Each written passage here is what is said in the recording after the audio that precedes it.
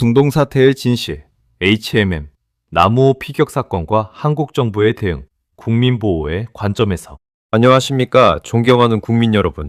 오늘 우리는 2026년 5월 페르시아만 호르무즈 해협 인근에서 발생한 한국 선적 운영 선박 HM의 남우호 피격 사건의 진상을 한치의 의혹도 남기지 않고 최대한 자세하고 객관적으로 살펴보겠습니다.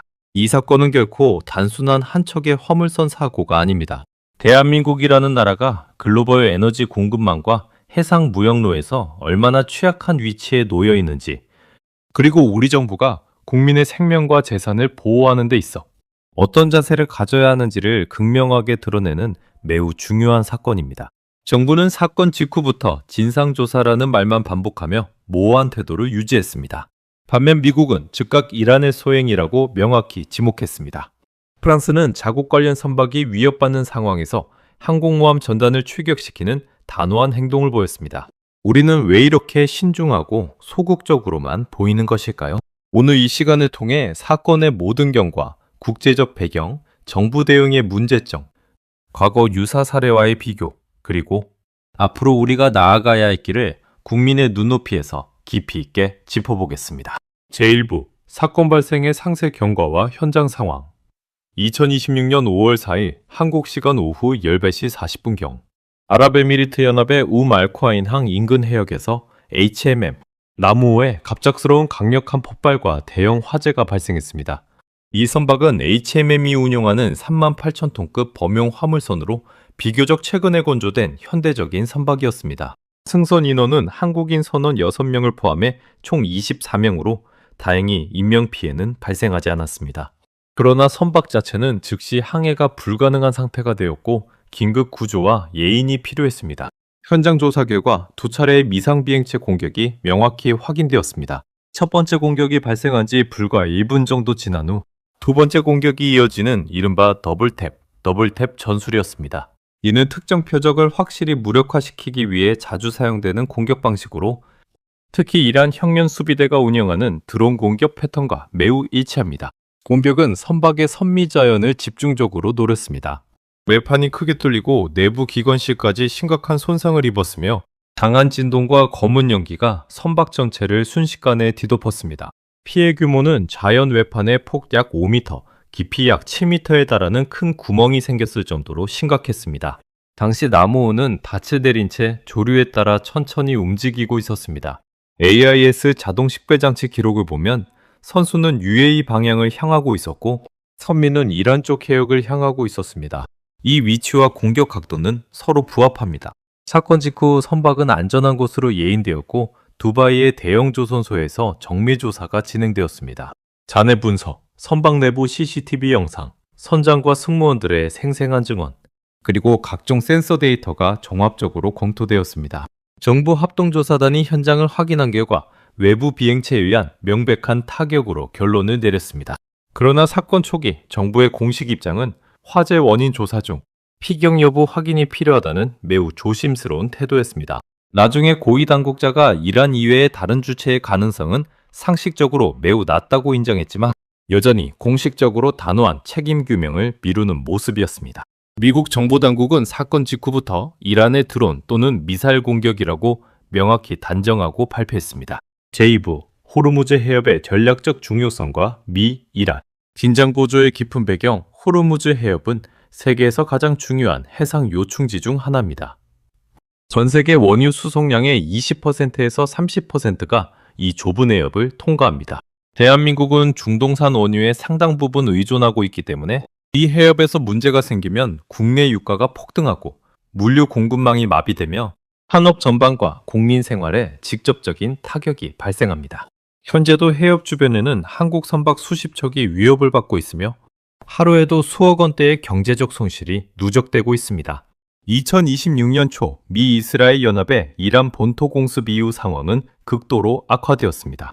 미국은 프로젝트 프리덤 작전을 통해 상선들의 안전한 항해를 보장하고 해협을 개방하기 위한 노력을 기울였습니다.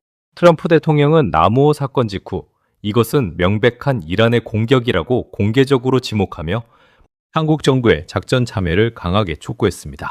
한국 선박이 공격받았는데 이제 동맹으로서 함께 행동할 때가 됐다는 메시지였습니다. 이란 측은 모든 공격을 부인하면서도 호르무즈의 협 서쪽 일대를 사실상 자기 통제 범위로 확대 선언했습니다. 이란 혁명 수비대의 드론 편대, 고속 공격 보트, 지대한 미사일 배치가 빈번하게 관찰되고 있습니다. 중국 선박들도 비슷한 시기 피해를 입은 사례가 보고되었는데 이는 이란이 특정 국가를 가리지 않고 무차별적인 압박 전략을 구사하고 있음을 보여줍니다. 이와 비교하면 프랑스의 태도는 매우 분명합니다. 자국 선박이나 국민 이익이 조금이라도 위협받을 조짐이 보이면 샤를 두고 항모 전단을 신속하게 이동 배치합니다. 자유로운 항해의 원칙을 수호하고 자국민과 자산을 철저히 보호하겠다는 강한 의지의 표현입니다. 대한민국 정부는 과연 국민의 안전과 국익을 같은 수준으로 보호하고 있는가 하는 질문이 자연스럽게 나옵니다. 제3부 정부 대응의 문제점과 국민이 느끼는 깊은 불안. 사건 직후 정부의 대응은 국민의 눈에 다소 소극적이고 모호하게 비쳤습니다. 철저한 진상규명을 하겠다, 모든 가능성을 열어두고 조사하겠다는 원론적인 말만 반복했습니다. 미국이 이란을 명확히 지목한 상황에서도 초기에는 피격 사실 자체를 단정하지 않으려는 듯한 인상을 주었습니다. 이는 국민들 사이에 우리 정부가 국민의 안전보다 외교적 계산이나 정치적 부담을 더 우선시하는가 하는 불안과 실망을 불러일으켰습니다. 고위 당국자가 뒤늦게 이란 가능성이 가장 크다고 인정했음에도 공식적인 강경 대응이나 국제사회를 향한 분명한 목소리는 여전히 미미합니다. 간의 분석 결과와 동맹국가의 정보 공유가 있었음에도 계속해서 추가 조사라는 프레임을 유지하는 모습입니다. 이는 국제사회에서 한국의 결단력과 동맹에 대한 신뢰를 약화시킬 수 있는 매우 위험한 태도입니다. 제4부, 과거 사례와의 명백한 유사성, 반복되는 패턴. 이러한 정부 태도는 우리 현대사에서 반복되어 온 불행한 패턴과 놀라울 정도로 비슷합니다. 2010년 천안함 피격 사건을 떠올려 보십시오. 북한 어뢰에 의한 명백한 군사 공격이었음에도 당시 야당 일부에서는 자잘급 가능성을 제기하며 정부 대응을 끊임없이 폄하하고 온갖 음모론을 양산했습니다. 어뢰 잔해, 폭발 패턴, 북한의 도발 이력 등 증거가 산더미처럼 쌓여 있었음에도 정치적 해석이 앞섰습니다. 2020년대 서해 공무원 월북 피격 사건에서도 마찬가지였습니다. 북한군의 총격 사실이 명백히 확인되었음에도 월북이라는 프레임을 앞세우고 책임의 피와 진실 규명 지연 논란이 오랫동안 이어졌습니다. 상식적으로 누구나 알 수 있는 명백한 만행을 두고도 정치적 계산과 소위 균형이라는 명분으로 모호한 태도를 고수했습니다. 현 정부와 민주당이 야당 시절 보였던 행태, 친중 친북 성향의 외교 프레임, 반미적 시각, 지나친 신중론과 조사 우선주의, 집권 후에도 그대로 반복되고 있다는 인상을 국민들은 강하게 받고 있습니다. 누가 봐도 뻔한 사실을 개변과 끝없는 조사로 미루는 모습은 국민의 안전과 국익을 최우선으로 해야 할 정부의 기본 자세가 아니라는 비판을 피하기 어렵습니다. 제5부, 국제적 맥락과 한국이 선택해야 할 분명한 길. 현재 중동 정세는 매우 복잡하고 유동적입니다.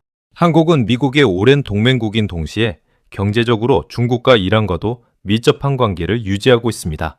그러나 국익의 핵심은 언제나 국민의 생명과 재산, 에너지 안보, 해상 무역로의 안전입니다. 모호한 중립이나 과도한 균형 외교는 오히려 위험을 키우고 국제사회에서 우리의 입지를 약화시킬 뿐입니다. 이제 정부가 취해야 할 실질적인 조치들은 다음과 같습니다. 첫째, 명확하고 투명한 진상 발표를 통해 국민에게 사실을 알리고 국제사회와의 협력을 강화해야 합니다. 둘째, 한국 선원과 선박을 보호하기 위한 구체적인 지원체계, 호송 편성, 긴급 대피계획, 보험제도 강화를 즉시 가동해야 합니다. 셋째, 이란에 대한 외교적, 경제적 책임 추궁과 적절한 배상 요구를 진행해야 합니다. 넷째, 장기적으로는 해군력 증강, 에너지 공급망 다각화, 동맹국가의 안보 협력 체계를 더욱 튼튼히 구축해야 합니다. 프랑스처럼 자국 이익이 침해되면 단호하게 행동하는 진정한 의미의 국민의 정부가 되어야 합니다. 결론, 국민 중심의 강한 대한민국으로 거듭나야 할 때. 남호 피격 사건은 우리에게 많은 교훈을 남깁니다.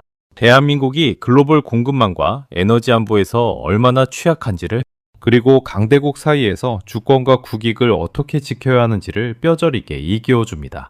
상식적으로 누구나 할 수 있는 명백한 공격을 진상조사라는 말로만 계속 미루는 것은 국민을 불안하게 만들고 국제사회에서 한국의 위상과 신뢰를 떨어뜨리는 결과를 낳습니다. 이제 야당 시절의 정치적 모호함과 이념적 프레임을 완전히 벗어던져야 합니다. 국민의 생명과 재산을 최우선으로 보호하는 실질적이고 강력한 외교안보 정책을 펼쳐주시기 바랍니다. 평화는 강한 힘과 명확한 원칙, 그리고 국민을 최우선으로 하는 결단에서 나옵니다. 이 사건을 계기로 대한민국이 한 단계 더 성숙하고 강한 안보 국가로 거듭나길 진심으로 바랍니다. 국민 여러분, 끝까지 경청해 주셔서 진심으로 감사드립니다. 우리 모두가 힘을 모아 안전하고 번영하며 자랑스러운 대한민국을 함께 만들어 갑시다.